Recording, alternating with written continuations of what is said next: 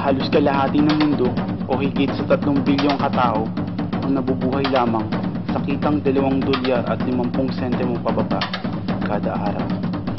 Ayon sa UNICEF, 22,000 kabataan ang namamatay araw-araw dahil sa kahirapan at pumapanaw sila ng tahimik sa mga pinakamahihirap na bayan sa mundo. Bawat taon, mula 250 milyon hanggang 500 milyong kabataan ay nagkukulang sa bitamina A at nagiging dahilan ng kanilang pagkabulag, at kalahati sa kanila ang namamatay sa loob ng 12 buwan ng kanilang pagkabulag. Isa sa 7 tao sa buong mundo ang matutulog ngayong gabi na kumakalam ang sikmura. Ako si Ander Flores at ito ang aking maikling dokumentaryong pinamagatang Tinapay.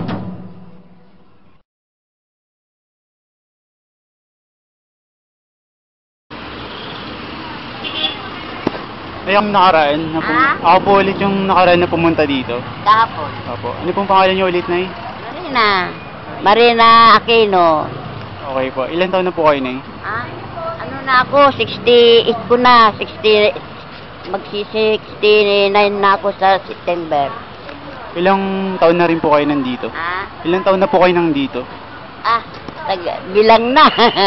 Nagbilang na ng taon ako dito. Dito ako nag-asawa. Taga Baguio ako. Mga anong oras? Taga Baguio ako. Pero doon ako pinanganak sa Pangasinan. Doon ako lumaki sa Baguio. Sa mga sinsuhin ko. Mga anong oras po kayo uwi niya, Nay? Mamaya pa. Pagka makadili siya akong pambili malang ng bigas. Itong mga tinapay binibigay ninyo, almusal namin. Sa umaga, sa kape. Aalis na naman. Okay lang po yun. Pero sa linggo, hindi ako bababa. Maglilinis ako ng mga mga tanim namin na gabi. Okay nga po yun, nagtatanim kayo, Nay. Opo, yung gabing San Fernando, yung malalaki. Yung mga tinitinda dyan sa palengke, malalaking laman. Yan. Opo. Yan ang tinatawag ng San Fernando. Maglilinis kami sa linggo, di ako bababa. Lunes na naman uli. Lunes hanggang Biyernes uli. Anong oras po kayo pumapasok dito, Nay? Anong oras po kayo nandito, Nay? Saan dito? Opo. Alas 7. Alas 7 dito na ako. Sipag niyo po, Nay. Medyo na itong mata ko dahil na-opera ito eh. Buti nga nagkaroon ako ng libreng opera. Eh ngayon, parang nasasana, hindi ko na, yung sinasanay kong walang salamin. May salamin akong binigay, pero hindi ko, naiiyak ko magsalamin eh. Okay lang po yun, Nay. Naiiyak ko magsalamin pag nagaganyan ako sa mga tao. Kasi, dati hula bandera ako. Hindi ko na kaya. Tatlong amo ko nung araw. Sinubukan kong mga buhan. Nagkasakit ako naman. Kulang pa yung sweldo ko na sa ospital. May kasama pang ubularyo. Ngayon, babasura ko, naghihingi ako, tapos wala. Okay po yun. Mahalaga po nun. Mahalaga po nun, nakakaano po kayo sa araw-araw. Sige po, Nay. Maraming salamat po. Magandang araw po. Salamat. Sige po, Nay. Dito ako ngayon sa bahay. 11:15 PM. 21st of September. Pagkatapos ng una kong interview, medyo kinabahan. Pero pagkatapos nun, nung nakita ko siyang ngumiti, pagkatapos ko magpasalamat, na-realize ko na masarap din sa pakiramdam. Nakausap ko na rin siya kahapon bago ako umuwi ng bahay, pagkagaling ko ng school. At katulad kanina, marami rin siyang nailad sa akin. Siguro marahil yun lang ang unang beses na may napagsabihan siya ng mga problema niya. O talagang wala kaibigan lang talaga si Nanay Marina. Kahapon nung nasa school ako, sobrang lakas ng buhos ng ulan. Hinintay ko yung tumila bago ako umuwi. Nakausap ko si Nanay, wala akong nakitang payong na dala niya. Siguro ay sumilong lang siya yung panahon na halos binuri ng ulan ng buong lansangan. Nasabi niya rin sa akin may sakit ang kanyang asawa at nangangalakal din ang kanyang mga anak. Medyo nahiya ako dahil alam ko sa sarili ko na wala akong may tutulong sa kanya at walang pirasong tinapay lang yung naibigay ko sa kanya, yung favorite kong bilhin sa bake shop. Ngunit di ko yun nakitang ginalaw niya.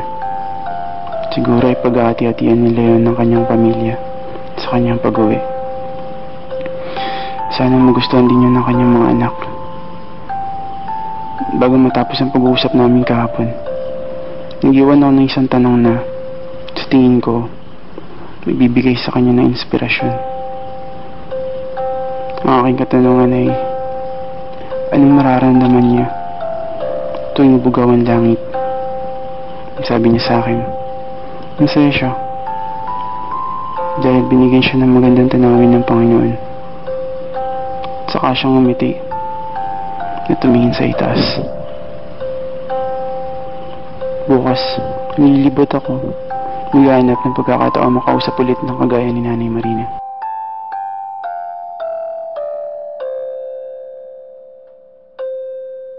Dito ako ngayon sa Rizal Avenue. 9:24 AM. Galing ako ulit sa bake shop. Bumili ako ng 2 balot ng tinapay. Yun yung bibigay ko ulit kung sakali may makausap ako ulit.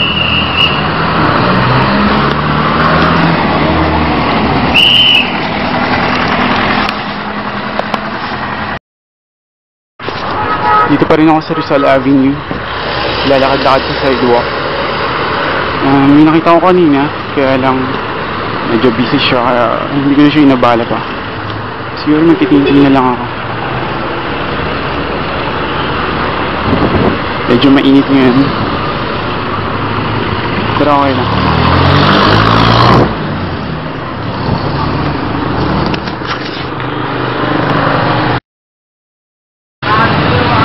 Alas 9 pa lang ng umaga, pero makapala ng usok. Grabe na agad yung mga sasakyan. Pulish. Ang dami na rin tao. Hindi din ako sa magsaysay drive. Nakita na rin ako isa pa, bata, pero natutulog siya sa tabi ng isang bar. Kaya hindi ko na rin siya inabala. Subukan ko na lang maghanap ulit.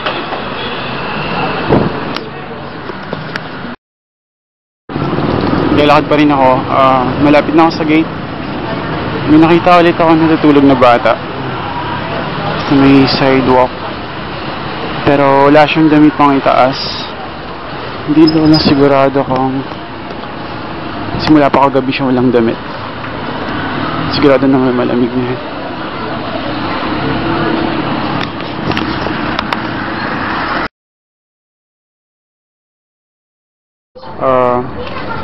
Pwede ko po kayo may interview, Tay? Ha? Kunting tanong lang po. Tay, saan probinsya po kayo galing? Ako? Opo. Sa Konta ko galing, Bataan. Bataan. Bataan po. Ah.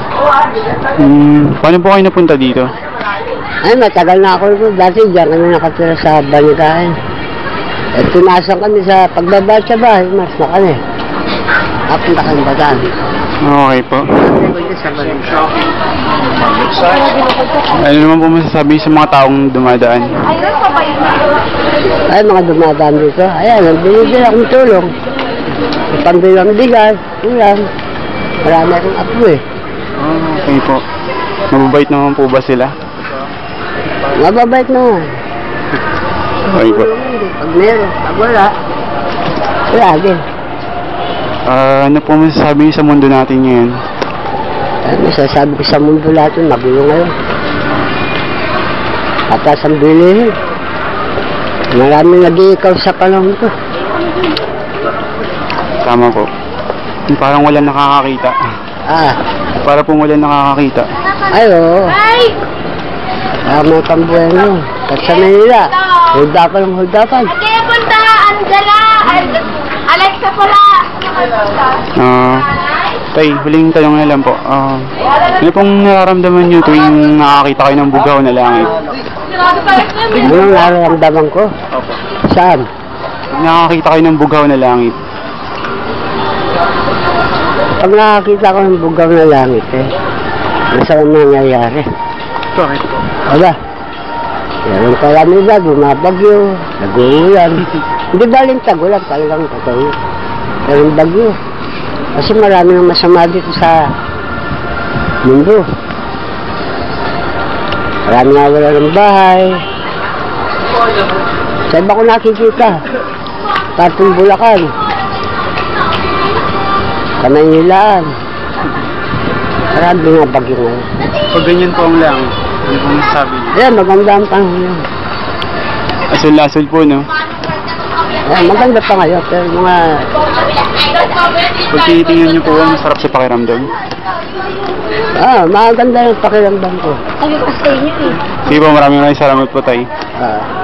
Sige po, kainin nyo na po yung tinapay. Sige po. Ay, tay, nakalimutan ko itanong yung pangalan nyo. Ano pong pangalan nyo, tay? April, Efren po. Sabangan. Efren Sabangan. Maraming salamat po. Ganda araw po.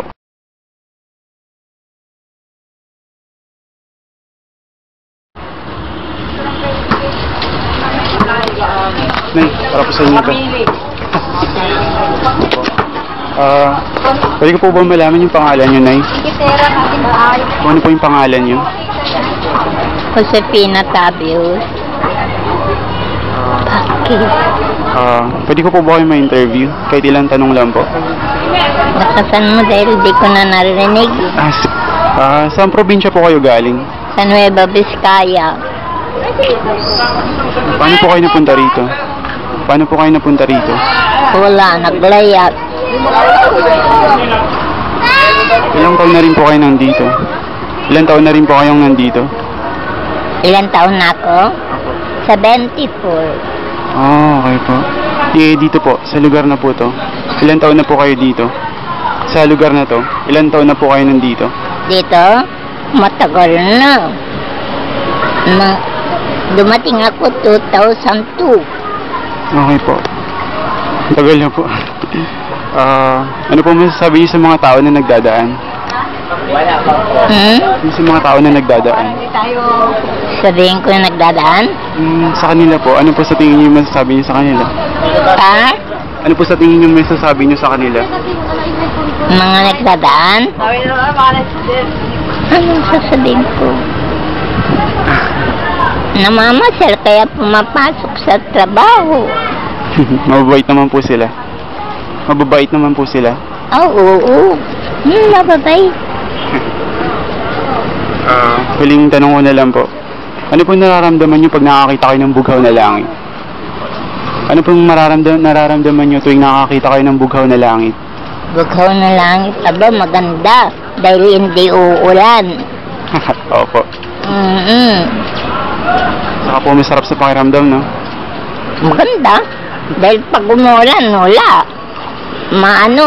Maano kang kumilos. Umuulan eh. Pero kung bugaw na ganyan, maganda.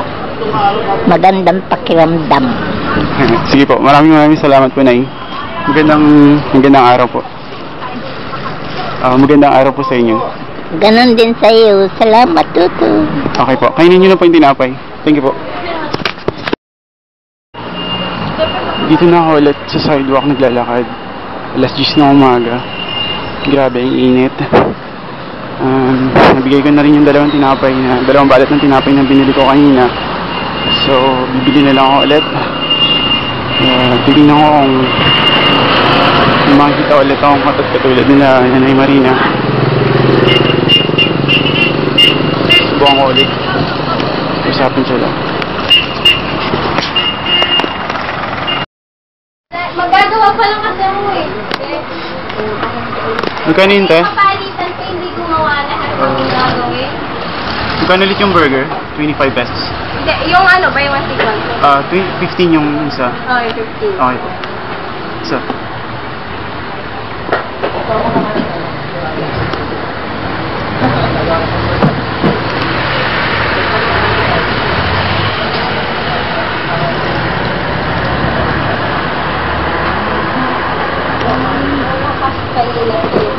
Magkano pala dito?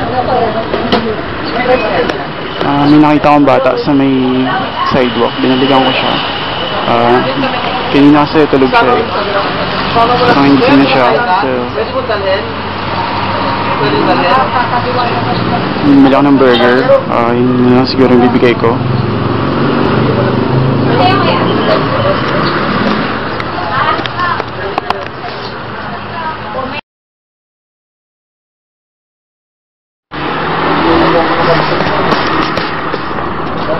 Boy, gusto mo ng burger? Pwede ba kitang matanong? Pwede kitang matanong? Kahit, ilang coin? Kagising mo lang taga saan ka? Taga 9 po. 9 po. 9th Street? Taga dito ka talaga sa Olonga po? Dito ka na pinanganak? Paano ka napunta dito? Wala po. Wala po kami yun. Saan yung mama mo? Balod po siya.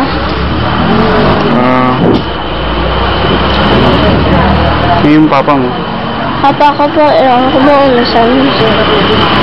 Hindi mo na siya nakita? Hindi mo na siya nakita? Ha? Hindi mo na siya nakita? Hindi na po.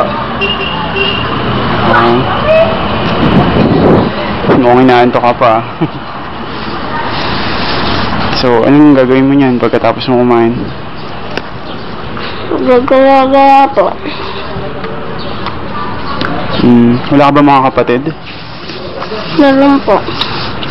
3 po. Saan sila? Sa bahay. Bakit dito ka natulog? Wala lang po. Gusto mo lang? Kagabi, kumain ka ba kagabi? Tulog na po ako gabi. Anong oras ka natulog? Anong oras ka natulog kagabi? Ewan ko po. Hindi mo na namalayan. Hindi mo na namalayan yung oras. Opo. Sige. Pag nakikita mong bughaw yung langit, anong nararamdaman mo? Ha? Pag nakikita mong ganyan yung langit, anong nararamdaman mo? Ano po, umaga na po. Talaga. Pero, masarap ba sa pakiramdam? Aba. Sige, iwan na kita. Salamat Magandang araw. Thank you po. Sige.